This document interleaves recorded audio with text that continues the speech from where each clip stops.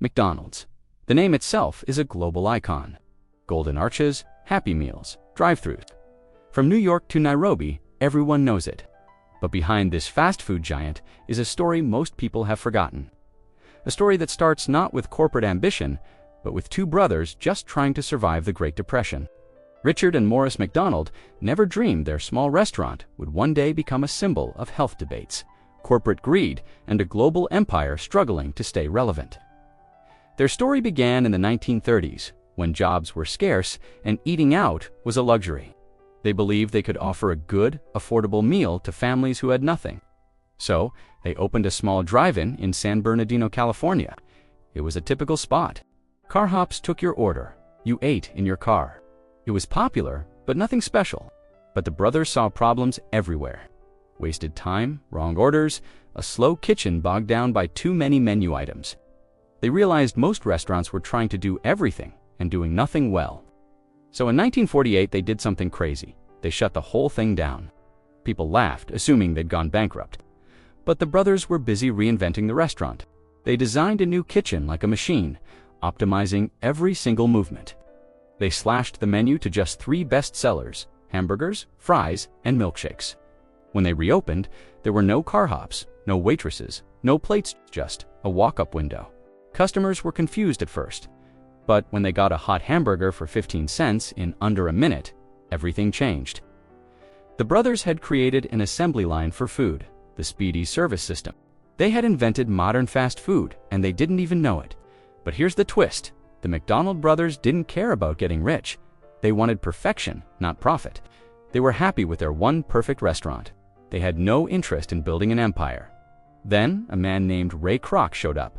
Kroc sold milkshake machines and had seen hundreds of restaurants fail. He was in his 50s, overworked, and far from wealthy. When he heard a tiny restaurant in the middle of nowhere had ordered 8 of his machines, he drove out, thinking it was a mistake. What he saw blew his mind.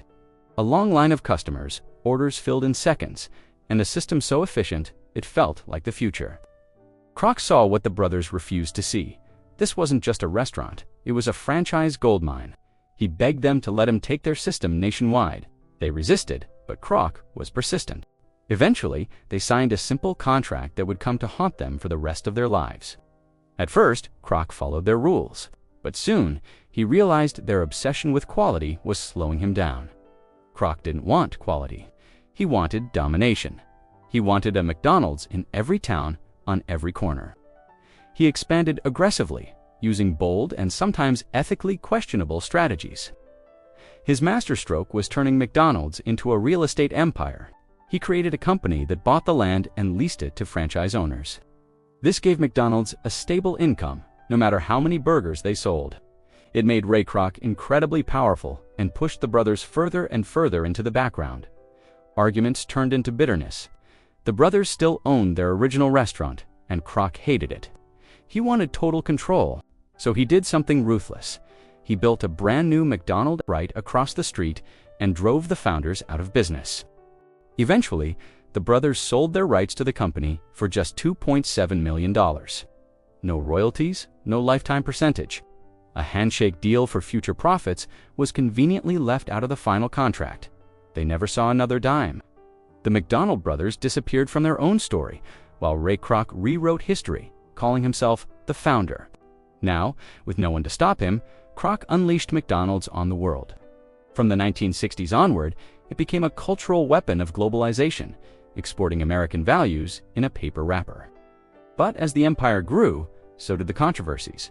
The 60s and 70s were the golden age of the golden arches. Families loved the cheap, consistent meals, but behind the happy mascots, the environmental cost was staggering. Vast forests were cleared for cattle grazing. The health impact was next. As fast food became a staple, obesity rates soared. McDonald's food was engineered for taste, not nutrition, loaded with fat, salt, and sugar. Then came the scandals. In the 90s, the pink slime controversy revealed that low-quality beef byproducts treated with ammonia were being used in some fast food. The public was horrified. The company's strategy of targeting children with Happy Meals also drew heavy criticism. By packaging a toy with a sugary meal, critics said McDonald's was creating brand loyalty at the youngest, most vulnerable age. The brand also became a symbol of American cultural imperialism. Protests erupted in France.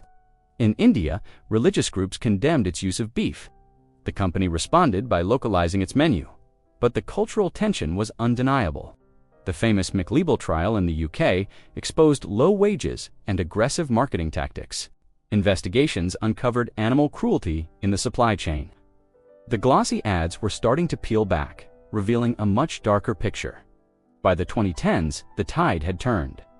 A new generation, more health-conscious and skeptical of big corporations, began rejecting fast food. The rise of organic, vegan, and local options made McDonald's look old and out of touch. The Golden Arches, once a symbol of modernity, started to look like a relic. The 2020s were supposed to be a comeback. The company tried adapting with salads, plant-based burgers, and digital ordering, but the changes felt slow and insincere. Their healthy options were often unappealing.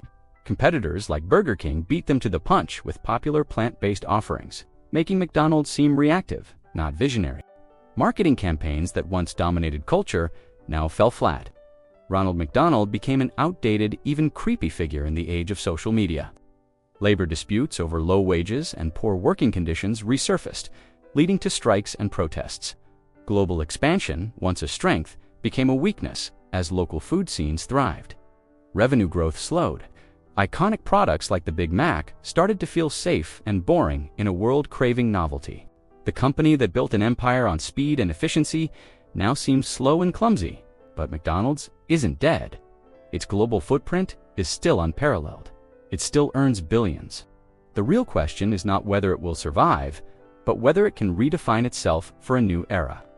The rise and fall of McDonald's is a story of ambition, innovation, and brutal capitalism.